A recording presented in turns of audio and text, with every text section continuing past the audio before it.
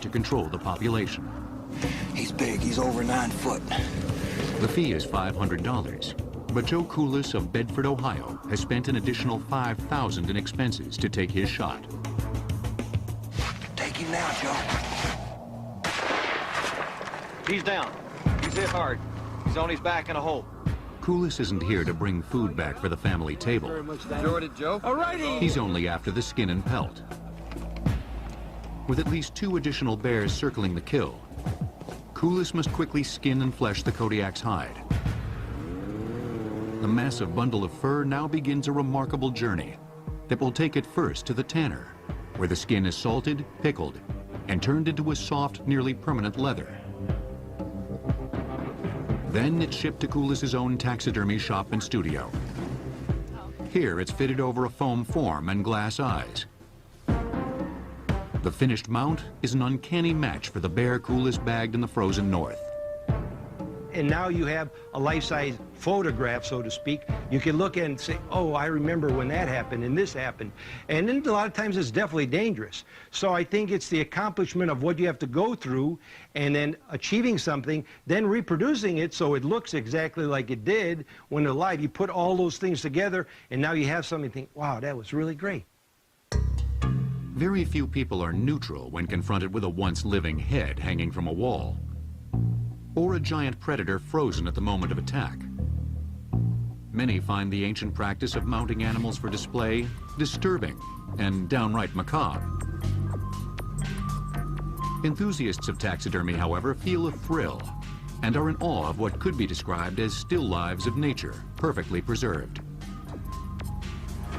When you get into taxidermy, it encompasses so many other kinds of work: anatomy, biology, chemistry, woodworking, natural design. So when you put it all together under the word taxidermy, you can't help but not encompass the word art with it. The practice of taxidermy is undeniably popular. Experts estimate the number of practicing taxidermists to be as high as 35,000 in the United States alone. I tell them what I do, and they take a step back away from me, and some people scream and run away, and mostly women are very upset by the fact, but I see it as a very creative profession, and I have a great deal of respect and love for the animals that I work on. We aren't barbarians. You know, our industry, our artistry is not antiquated. There was a, recent kids film, that 102 Dalmatians, where, there was a taxidermist that was used. He was the evil villain, and that's certainly not what we are at all. We like to think of ourselves as professionals and artists, and we're doing a public service. The origins of taxidermy are tied to some of our first basic needs: clothing and shelter. I have to go back to Genesis. When Adam and Eve were banned from the Garden of Eden, the Lord God himself took the very first animal skins and fashioned clothing for Adam and Eve to wear. The need for animal skins for clothing and shelter soon led directly to the first crude forms of taxidermy. Primitive man did taxidermy by learning that he needed to come up with a decoy. An animal hide draped over a rock, bush, or even the hunter himself allowed us to get in close with spears and knives. Remember, there wasn't the loud noise of gunshot. Everything was all close encounter. So they had to be very, very close to make these little flint tools do their work. For taxidermy to evolve beyond the ability to fool animals, a permanency would need to be added to the furs and hides. This process of chemically transforming skin into leather would come to be known as tanning. I think one of the most amazing testaments that we have in our time is the Iceman, found in the Swiss Alps, 5,000-year-old corpse who had leather shoes, leather bow quiver. Preserved hides now gave us a better chance against sometimes overwhelming elements. But we can go back as far as the Egyptians. They had a process of tanning animal skin into leather. Not only were the Egyptians adept at tanning, they developed some of the first practices of body preservation. And their work was not confined to humans. Mummified cats, dogs, apes, and oxen have been found in royal tombs alongside preserved kings and slaves. Pets were primarily mummified to serve members of the royal clan in the afterlife. Body preservation was discovered quite by accident when it was noticed that animals and humans who died in arid conditions didn't quickly decompose. Ridding a body or hide of fluids was the first step toward preserving a skin through time. Later, across the Mediterranean, Greeks and Romans were using preservation techniques to make different styles of sandals, boots, and shoes. They used barks, fruit peels, and leaves as tannin sources. These agents render the leather immune to decay and shrinkage. A tour around a modern tannery reveals that the techniques for processing skin into leather have been refined, but have remained essentially unchanged. A Greek, Roman, or Egyptian tanner would quickly become very comfortable with the equipment and tanning agents found here. Before these hides can be mounted by a taxidermist, they must be processed into leather. This is the stock room where we store all the skins that are delivered to the tannery. Most of this stuff here is deer and elk. Right here is a Cape Buffalo half mount. This is the head part, the feet, and the back of the hide. And over here, we have a giraffe leg. It came in pieces. We have 4 legs. We had the cape, and we had the hide over here. Before hides are tanned, excess layers of skin are cut away in a process called thinning. On large game, such as elephant, rhino, or hippo, skin can be several inches thick. It must be brought down to less than a quarter inch, so that the tanning solutions can be evenly absorbed. This hippo hide is being cut down with an ancient-looking skiving knife. For large animals, this process can take weeks. The shavers have to break the resistance of the skin, but they can't make it too thin or too thick. If too thick, they won't get no stretch out of it. Too thin, the hair will fall out. After being shaved, skins are tossed into large vats filled with alum and salt. Alum draws out the living enzymes in the skin, turning it into leather. The skins go in that wet drum with the pickling agent. Once they come out of there, they're actually leather. From tanning to taxidermy, preserved furs could now be pulled over forms of wood and straw to create semi-permanent figures for display. These early underframes were often made by upholsterers and furniture builders. In these very early frames, the actual skulls of the animals being mounted were used. The skull of the animal was boiled and cleaned and scraped full of flesh and tissue. A wooden armature was set. A baseboard was shaped to accommodate the skull. Add some support for the building materials, which would be excelsior, cotton, straw, wrapped with twine to fill the voids. That was known as the Old English style of taxidermy. Early bird undermounts were even simpler. Here's just a couple examples of a typical structure that's inside of bird mounts. In most older museums, we have these traditional mannequins that are put together with wire. Some of the original parts stay inside, like the legs, for example. These are the real legs. Wires run through them. Small, delicate body parts like bird legs and feet can't be tanned. They can, however, be drilled hollow, flushed, and coated inside and out with a preservative. Beginning in the early 1800s, the best way to deter anything from beetles to moths to rats was deadly arsenic. Arsenic was the most major advancement the industry of taxidermy, I think, ever had, because now we had a way to stop infestation of vermin in our finished work. Credited to a 19th century French taxidermist, Louis Dufresne, the preservative had a distinct drawback. It was as poisonous to the taxidermist as it was to the pests he was trying to keep away from his work. Some of us got poisoned by arsenic, some of us died by arsenic, okay? And some of us just couldn't live without it. I still use arsenic myself. There are certain things when I do a particularly rare piece or something where I know my integrity is on the line and I know it won't be subject to people touching it, it'll be put behind glass, I will use arsenic myself to this day, no question about it. As taxidermists began to produce more permanent and more anatomically correct mounts, they slowly found a place of respect in the world of natural history.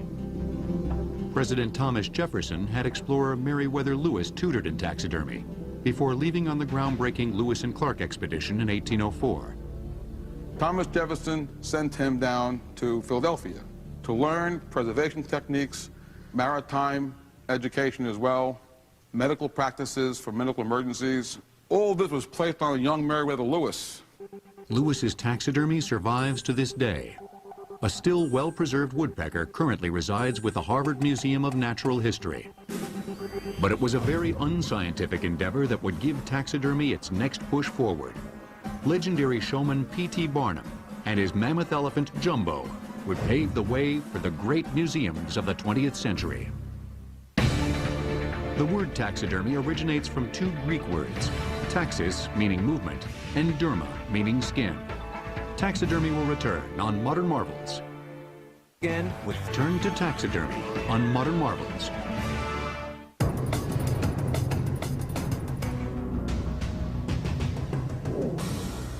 The Field Museum in Chicago represents the golden age of scientific taxidermy. Visitors to the museum are confronted with fighting elephants, posed in combat for well over 100 years. The figures in the Four Seasons of the Deer, commissioned in 1900, still interact in accurately depicted dioramas. And the man-eating lions of Tsavo still look hungrily out at museum visitors. But there's an even bigger taxidermy operation behind the scenes. It's the specimens in these drawers that will aid scientists in uncovering and unlocking the huge number of mysteries that still surround us regarding this planet.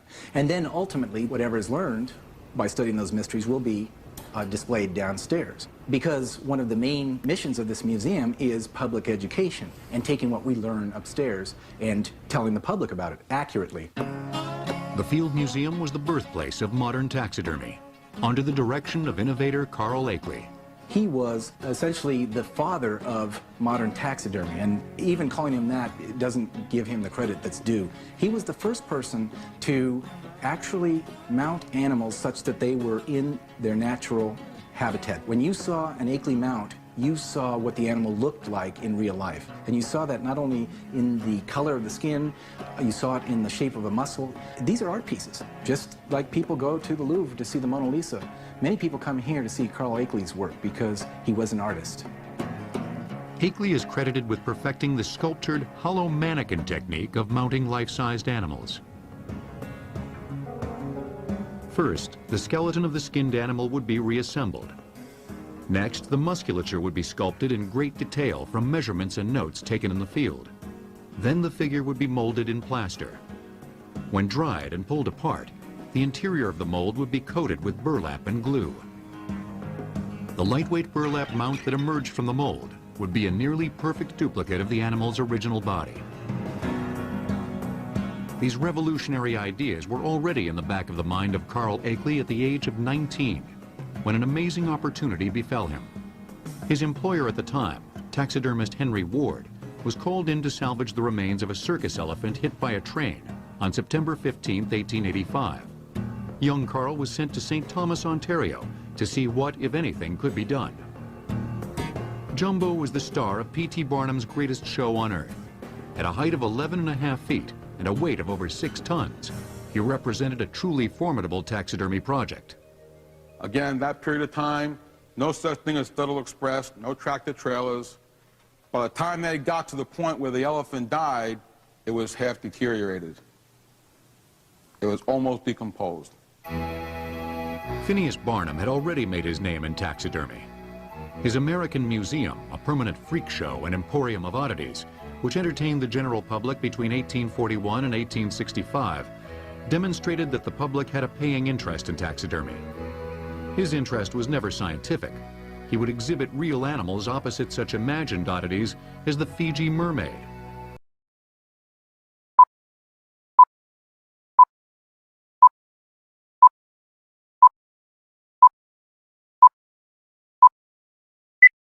This specimen is actually a monkey body sewn to a fishtail.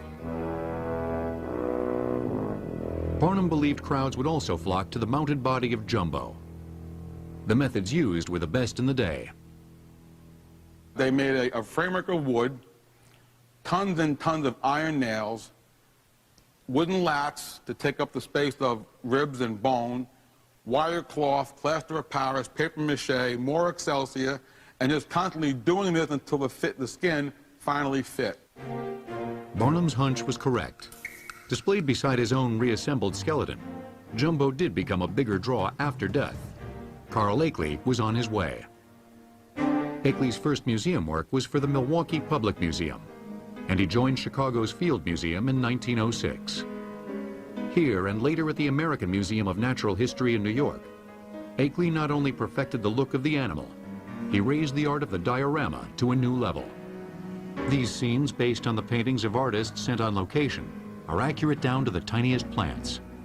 He and his wife Delia worked incredible hours casting each and every one of the individual leaves. So he took great pains to recreate not only the animal as accurately as possible, but the habitat that that animal came from. Akeley's attention to detail would cost him over his lifetime. He insisted on studying his subjects in their natural environments. Carl Akeley was attacked twice in Africa, once by a leopard that he thought was a warthog, turned out to be a leopard. And the leopard hurt him pretty badly. The second time was when hunting elephants. He just got too close to a wounded animal, and the elephant actually pinned him to the ground. And fortunately for Carl Akeley, the one tusk of the animal hit a rock or a root several feet into the dirt that stopped that massive forehead from crushing his chest. But if you saw pictures of him afterwards, you would know if he went through a plane crash or war or what. But he really, really, really came close to losing his life with the elephant. Akeley died in Africa in 1926, possibly a victim of his passion for his craft. Described as a workaholic, it's believed the cause of his death was exhaustion compounded by a lifetime working with a taxidermist's deadly preservative, arsenic. Still, he did pass on his dream of bringing fantastic scenes of the four corners of the world to the American public. Akeley's work inspired many taxidermists, including the 26th president, Theodore Roosevelt. As a young boy with many health problems, Roosevelt found release in taxidermy. These birds, mounted by young Roosevelt in Egypt in 1872, reside at his birthplace in New York. As president, Roosevelt brought his love of taxidermy to the White House. When he was with his cabinet, he would suddenly stop the meeting and listen. He heard a particular warbler, or he heard a particular songbird. And to be able to identify what that was by what he heard stopped the meeting in progress. He always wanted to be where natural history was, where adventure was, and fortunately for him, he had the means to do it all. He took a really long, extensive trip to Canada and literally put a bearskin rug in front of every office in the White House, as well as mounting one for his own trophy room. Another inspired young man, Louis Paul Jonas, would help make taxidermy available to the hobbyist. Jonas worked with Carl Akeley in New York. Here he mounts an elephant the Akeley way, first sculpting an underbody in clay over a wood and iron form. Next, fitting the skin. Then creating a plaster cast of the fitted skin, which would be used to create a papier-mâché undermount. And then refitting the skin for final display. In 1908, Louis Paul Jonas struck out with brothers John, Coleman, and Guy to open their own taxidermy shop in the strategically located city of Denver, Colorado. All the trains came into Denver. Hunters would come through first, and, you know, they'd have a couple hours to roam around, and Granddad would hand out the price list. And, of course, a deer head was very expensive. That was $10. Now they're $520 plus. Jack Jonas, a successful animal appraiser, was present as his grandfather and great-uncles grew their successful shop into one of the largest taxidermy supply companies in the world. One time, we had 110 employees. That's big for a taxidermy company. And we did close to $4.5 million, but that covered the taxidermy, the tanning department, the supplies which were selling all the taxidermists, their mannequins and pliers and hammers and nails and cords and anything they needed. Today, Jonas Brothers continues to provide everything from full taxidermy to parts like teeth and eyes and tools. Well, literally, we sell to taxidermists around the world from all walks of life, from hobbyists to full-time working professionals. Jonas Brothers may have scaled down from a work staff of 110, but it's still a testament to the popularity of taxidermy. Parts and tools are still a big part of the business, but cloth, plaster, and paper molds have given way to dense polyurethane foam. For creating the form of mannequin, initially we start off with a clay sculpture that is either started from either a carcass cast or sculpted right over like the actual skull or skeleton of an animal. From that sculpture, we then make a fiberglass mold, which becomes our master for creating forms. The mold is reassembled, and then we shoot the urethane foam into that mold, and that creates the form. Traditional displays are being challenged in popularity by new dramatic poses, some inspired by nature, and some drawn more from the taxidermist's imagination. There are also customers with interests that border on the bizarre. This bear will be posed to greet guests with a silver serving tray. This baboon will also work as a greeter. This is just going to be for a conversation piece. This little guy will be holding an ostrich egg. Sometimes we do serving trays on that. Like that, this is actually an artificial egg that we make, and so this will be, his arms will be spread open like this, and then he'll, there you go, just like that. Voila! Perhaps one of the oddest requests the Jonas Brothers ever received was from 40s and 50s cowboy movie star Roy Rogers. Rogers was an avid hunter who had big game mounts throughout his Victorville, California ranch. Roy decided he wanted his movie horse Trigger and his movie dog Bullet preserved with taxidermy at the times of their deaths. I got to know Roy pretty well because I spent about 5 weeks up into the Arctic Circle. We had 21 days where there was no hunting at all. And so I got to know Roy quite well. He called me one day and asked me whether we would mount Trigger, and Roy was excited as hell. The Jonas Company ended up passing on the job, but Trigger and Bullet were mounted by Bischoff's Taxidermy of California and are currently on display at the Roy Rogers Dale Evans Museum in Branson, Missouri. Good taxidermy creates a moment frozen in time, and that's exactly the next leap the art form takes, as freeze-drying becomes the next tool in the arsenal of the taxidermist. The hide of Jumbo the elephant weighed an estimated 1,500 pounds. Taxidermy will return on Modern Marvels. At Extreme Taxidermy on Modern Marvels. In Bedford, Ohio, the coolest taxidermy company is crammed full of exotic animals. Rhino, bear, fox, leopard, and boar crowd the walkways and counters. Even the attic is filled with moose, deer, rhino, and hippo. Most have been preserved using traditional techniques, but some have attained their physical immortality with a relatively new process called sublimation or freeze-drying. Here we have a freeze-dried snapping turtle, and actually freeze-drying is the best way to do that because there's no skinning involved. Freeze-drying is basically just posing it, and you could make it look as mean or as docile as you want by what you do with the posing. But this will last forever.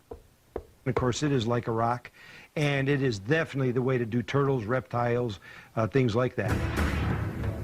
The idea actually goes back to the ancient Incas, who would store goods at high altitudes where they would freeze and then dehydrate in the low pressure. Human remains from ritual sacrifices have also been discovered at these altitudes. 500 years old and in amazing condition. Freeze-drying has been used in more recent times to preserve blood plasma and penicillin during World War II. In the 1960s, freeze-drying took the Army K-ration into a new era. Based on work done at NASA for astronauts with their sights set on the moon, soldiers could now carry lightweight packets, which became meals when reintroduced to water. Cold water is added to the food bar. There they are, pieces of chicken, carrots, peas. The bar is reversibly compressed. With the addition of water, its ingredients are reconstituted to their original size, shape, texture, and taste. At the Smithsonian Institute in Washington, D.C., during the same decade, experiments in freeze-drying for taxidermy began. Joe Coulis flew to Washington to study the new process, then set up one of the first commercial freeze-drying operations at his shop. I wanted to do this commercially. I need to have some volume. So I basically put a dish on the building, bought a freezer, 12 by 12 by 30, so I'd have plenty of room for 4 tanks, found a lead on 4 pressure cooker tanks from a cannery in New York, and basically built my freezer around these machines. This is how the process works. A posed unfrozen animal is placed into a vacuum chamber, where the temperature is lowered to the point at which the animal freezes solid. Next, pumps are engaged, removing all air from the chamber. Throughout the animal's cells, frozen water now escapes as a gas, completely skipping the liquid stage. And it goes from an ice crystal to a gas with nothing in between. So if you boil water right here, in Ohio, it boils at 212 degrees. You go to Denver, it probably boils at the mid-200s. You go to Mount Everest, it might be boil at 190. The higher you go in elevation, the lower the boiling point. So if you go to outer space, is what we reproduce in the chamber, is water is boiling away at 40, 50 below zero. What remains are cells that are intact in composition and structure. The animal holds its pose, now completely devoid of water. Now I'll show you what the freeze dryer is like. A little cold in here. It's full of items of all kinds.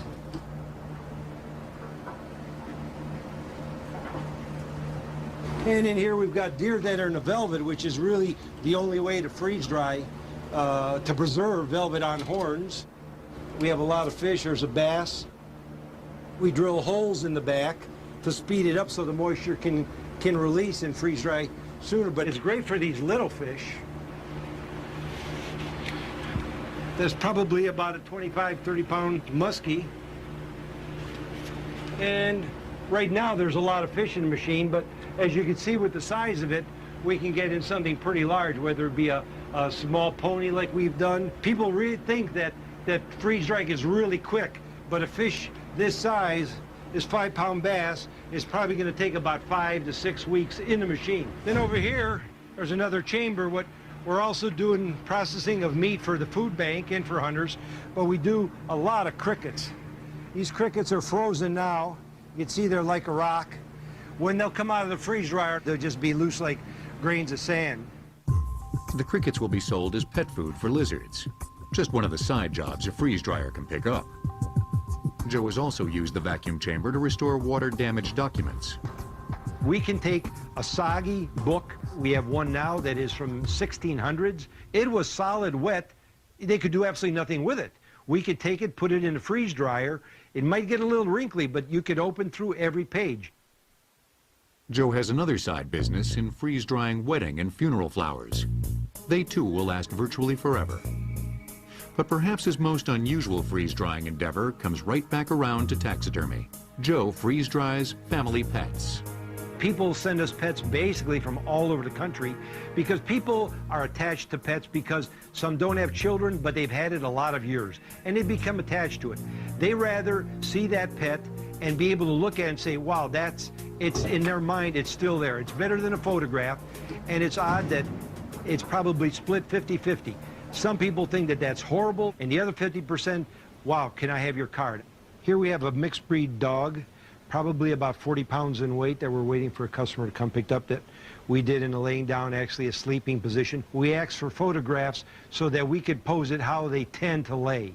Then here we have a cat, again, same thing as far as the pose is concerned, as to how this cat liked to sleep. The fur is very soft, and by combing it, they at least have it so they can feel it. And here we have the first freeze-dried dog, which was done in 1969, and as you could see from it, I mean, the muscle is basically turned into almost stone, and it's a very good way to really show how durable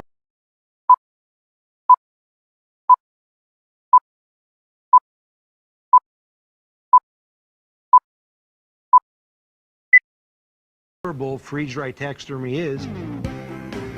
While freeze-drying uses nearly every part of the specimen being mounted, a new twist on an old method in taxidermy is gaining popularity. It utilizes no part of the hunted animal or fish, and often takes death completely out of the taxidermy equation. Pet taxidermy was a popular custom in 19th century England. No proper Victorian home was complete without a glass case filled with stuffed cats, dogs, and birds. Taxidermy will return on Modern Marvels. Return to taxidermy on Modern Marvels.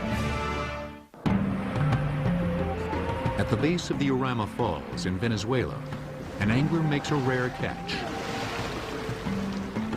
This prehistoric-looking payara fish will be weighed, photographed, and then let go.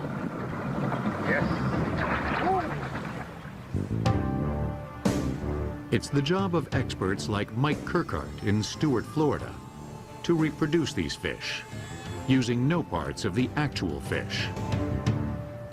The body and teeth are fiberglass. The eyes are glass. When color is applied to the fiberglass payara with an airbrush, the result is an uncanny representation. An offshoot of traditional taxidermy is mold reproduction. No skins or actual parts of the alligator were used in this mount. Likewise, this Komodo dragon is entirely fabricated, based on a mold created from the actual animal. Furless animals don't skin and mount well. Fish are even harder. Reproducing, say, sharks, which were difficult to skin mount. This is where fiberglass probably was most used in the early days. They have no bone structure. There's a lot of cartilage in fin areas. There's too much collapse, oil, shrinkage, difficulty in managing the skin. This rhino head is also cast in fiberglass, a popular alternative trophy for the hunter who can no longer afford the permits to hunt and kill big game. What we do now is we do a reproduction for the fellas that go out and dart the animals. They actually spend anywhere between $6,000 to $9,000 to dart a live animal. They take their picture, and then normally is all they would have for their dollar was that photograph. Well, now we can take and duplicate the horn into the size that they have off of the picture. And so then we can transfer that size onto this particular piece, completely painted up with our airbrushing fellas over in the studio, and give them something for their wall besides a picture. Nowhere in taxidermy has the fiberglass mount been more accepted than in the world of sport fishing. 40 years ago, they went out, caught fish, and the day was all about bringing every fish you could home. It became pretty clear that we need to reconsider keeping everything that we caught. And there's been a lot of limitations. Some of them that are forced, some of them that are volunteered, you know, by conservation-minded sportsmen. Creating a lifelike fish from a photo requires that a similar fish has already been molded, and that mold is in stock. Fortunately for fishermen, Mike has been a prodigious mold maker. As they were limiting what they'd catch, what size you could keep, I realized I need to start building molds on fish. And so I've built about 1,800 molds. These are all the different molds that I've built in the 27 years I've been doing this. So we've got everything from turtles, a largemouth bass that would weigh about 550 pounds, over to a giant sawfish that would be 700, 800 pounds. It's 18 feet long. Giant marlin that are in the thousands of pound range, 1,000 to 1,700 pounds is our largest. Mike continues to add to his mold collection. This is a garfish, which Mike poses in sand before covering with plaster. The whole creative, artistic process of fiberglass reproduction is in the mold building. So when you get a specimen, I use sand to actually support the shaping that I want of the fish to make it look like it's swimming or at rest, but natural. And in using the sand, I create the separation point of the two halves of the mold that's to be made. Interesting things like, you know, the position of the mouth, the position of the gills, positions of the fins are all in the ability to be able to hold that positioning of that fish in place. And there's a million tricks and ways that it can be done. When it's dry, the fish and mold will be flipped over and the second side of the mold will be poured.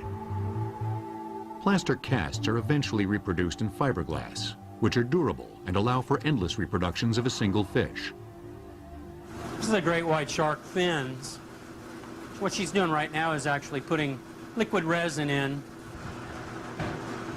It's a liquid that goes to a solid. So what she's doing now is throwing the reinforcement material, the fiberglass, in with the resin. And once it's cured, then the two halves of this mold will go together, and it'll cure. And then we'll pop that apart, and out will come a casting of the fin of this great white shark. This is the work area where we do all the dirty work. You know, the finishing, assembly, the grinding, transforming these castings from a raw casting into the finished product before it gets painted. Right now, Buddy is preparing to set some teeth into a payara, one of the fish that we caught down in Venezuela. The final step is painting. Airbrushes, big guns, lots of paint, lots of air moving. So it's a kind of interesting process. A lot of people compliment me with my ability, and I tell them that anybody can do this. I suppose it's like playing a musical instrument. Put enough time into it, and your heart's there. Airbrushing is no different. The finished product provides the fisherman his trophy, his memory, while preserving the species for future fishing. Sportsmen are, in increasing numbers, finding this an acceptable trade-off in taxidermy. And they tend to be the ones that want to release the fish and are very comfortable with the idea of, you know, taking a photograph, letting the fish go, and then contacting someone like myself, as opposed to killing the fish and dragging it into whoever locally would accept the job. Fiberglass reproduction is one practice changing the look and methodology of taxidermy. Another is plastination, a breakthrough in body preservation that has people lining up in museums. The specimens on exhibit are breaking new ground as well. They're human beings. A fiberglass reproduction of a 1,700-pound marlin weighs only 75 pounds. Taxidermy will return on Modern Marvels. Now return to taxidermy on Modern Marvels.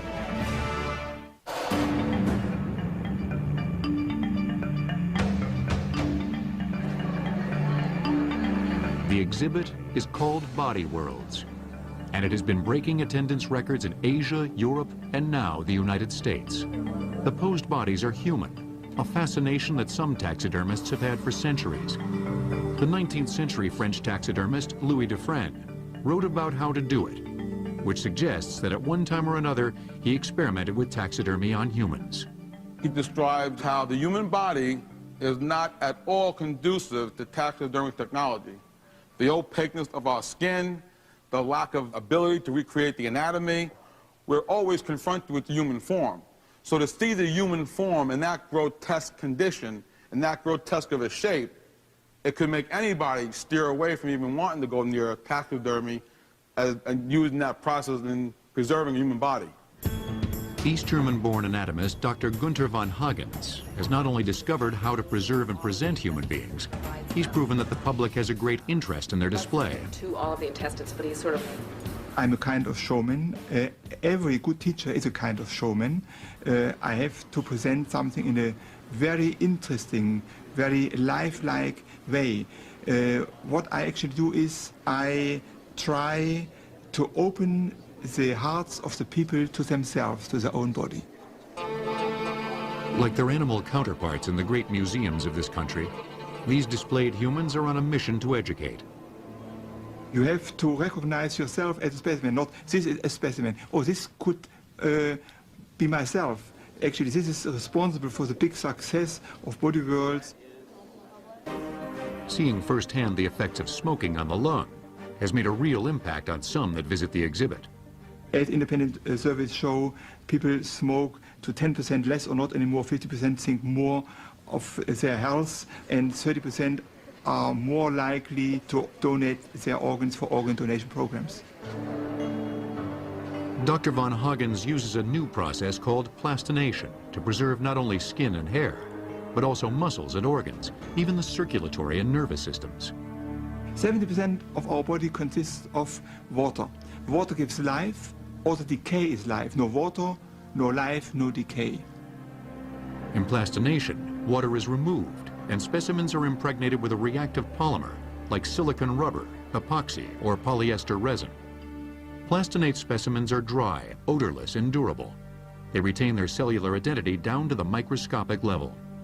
Like here's a tongue, here would be my lung, the smoker's lung, that's not my lung, and here's the heart, the liver, the stomach, all here, the intestine. So it shows where the specimens are situated. Like the traditional taxidermist, Van Hagen's attempts to recreate life through the posing of the specimen. A dancer stands on point. A soccer player is frozen mid-kick. And a skateboarder handstands inside a half-pipe. The macabre sense of humor sometimes present in taxidermy is at work here, too. This harrowing-looking figure has been dubbed Wingman. His anatomy has been flayed outward to give visitors yet another way of viewing the human body.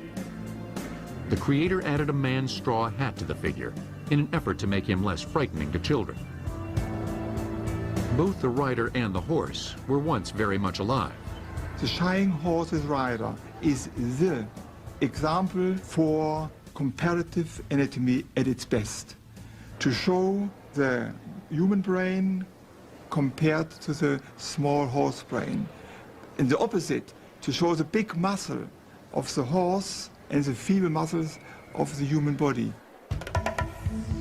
The exhibit is designed to showcase the different functional systems of the human body. It begins with the muscles and movement,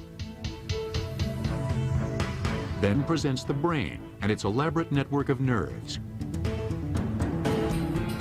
The circulatory system can be viewed intact, but completely separate from its former human host. To represent the reproduction system, Dr. Van Hagen's displays two truly shocking figures. The woman and her fetus both died during the 8th month of pregnancy. There could be no better specimens to illustrate that than a pregnant woman. And when I got this specimen, by full consent, I knew this has to go into the exhibition. The pregnant woman and child may move onlookers, but perhaps the most moving plastinate in this exhibit for Dr. Van Hagen's is less noticed. This is a man he describes as his best friend. To plastinate my best friend, it was at first to fulfill his last wish, his testimony. He wanted to become a plastinate because he felt to be too young to end on a cemetery. He had a malignant kidney tumor, so he knew he had to live maximum of 1 year. When dissecting him, I needed about 3 times as much time, but it was good for my morning work. It was like he stretched his hand across the barrier of death to me, and so I got in peace with him. With plastination, taxidermy may finally achieve an age-old goal. While the very best in traditional taxidermy begins to wear out in a few hundred years, the plastination process may produce displays that are virtually immortal. Plastinates will last a didactic eternity, which means they will last forever as long as there is a temperature below 50 centigrade. And one day, Dr. Van Hagen's plans to make the ultimate contribution to the science of body preservation and display, himself. I will die one day and my body should be on Earth for some time to come.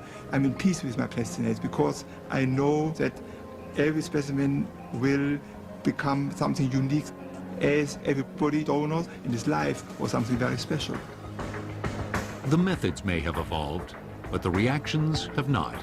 Some are intrigued, others are repulsed. But taxidermy continues to confront the viewer with the enduring mysteries of life and death.